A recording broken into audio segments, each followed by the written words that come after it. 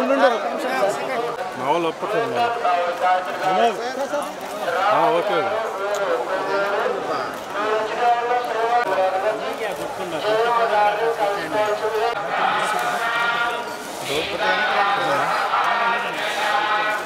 రాజే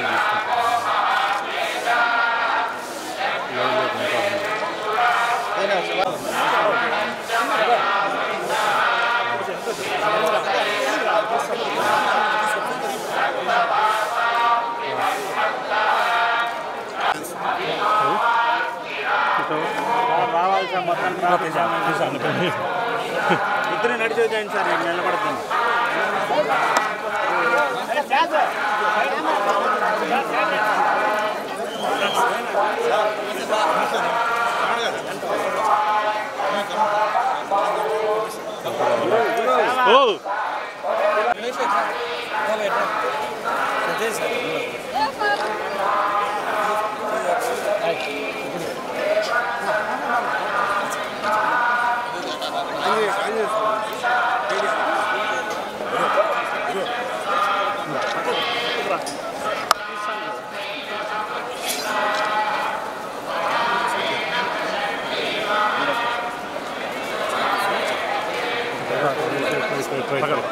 అపకన చూసుకోండి.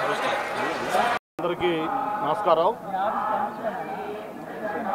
మొన్న ఎన్నికలు పోలింగ్ అయిన తర్వాత మా కులదైవం కలియుగ దైవం స్వామి వెంకటేశ్వర స్వామిని దర్శనం చేసుకోవాలని వచ్చి స్వామిని దర్శనం చేసుకొని ఆ స్వామివారి ఆశీస్సులు తీసుకోవడం జరిగింది.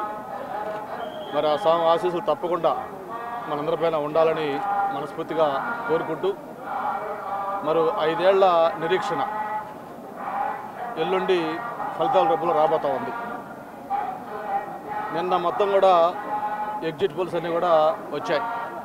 దేశంలో ఉన్న ప్రముఖ సంస్థల దగ్గర నుంచి స్థానికంగా ఉన్న అనేక సంస్థలన్నీ కూడా ఎగ్జిట్ పోల్స్ రిజల్ట్స్ ప్రకటిస్తే ఏదో కొన్ని కేవలం ఒక 4-5 సంస్థలు తప్ప మిగతా అన్ని సంస్థలు కూడా, అది నేషనల్ లెవెల్ కావచ్చు, స్టేట్ లెవెల్ కావచ్చు, అన్ని సంస్థలు కూడా ఫలితాలు ఆంధ్రప్రదేశ్ సంబంధించి ఏకపక్షంగా కూటమి వైపు ఉంటుంది.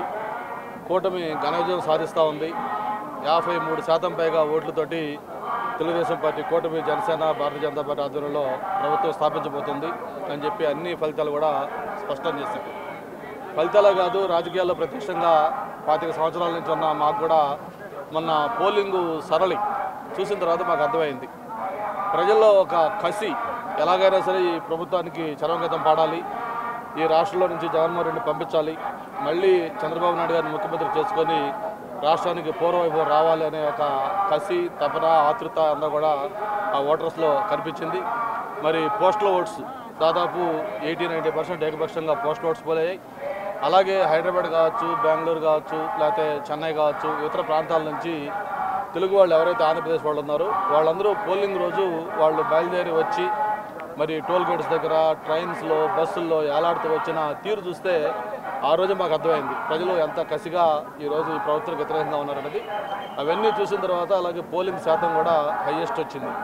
81.6% పోలింగ్ అంటే ప్రభుత్వం మీద వ్యతిరేకత ఎంత తీవ్ర స్థాయిలో ఉందో అర్థం చేసుకోవచ్చు. ఆ వెంకటేశ్వర స్వామి ఆశీస్సులతోటి తప్పకుండా రేపు ఫలితాలు చాలా పాజిటివ్గా మాకు ఉంటాయి. నేను అలాగే నారాయణ గారు మేమందరం కూడా మంచి భారీ మెజార్టీతో గెలుస్తామని చెప్పి నమ్మకం, ఆశ ఉంది.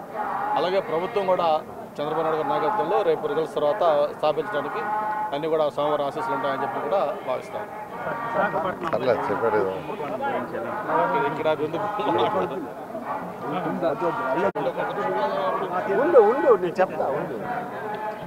అందరికీ నమస్కారాలండి. ఈరోజు కలియుగ దైవం శ్రీ వెంకటేశ్వర స్వామి నేను మా వెంకలు మరియు బంధుమిత్రులతో వచ్చి ఈరోజు దర్శించుకోవడం జరిగింది.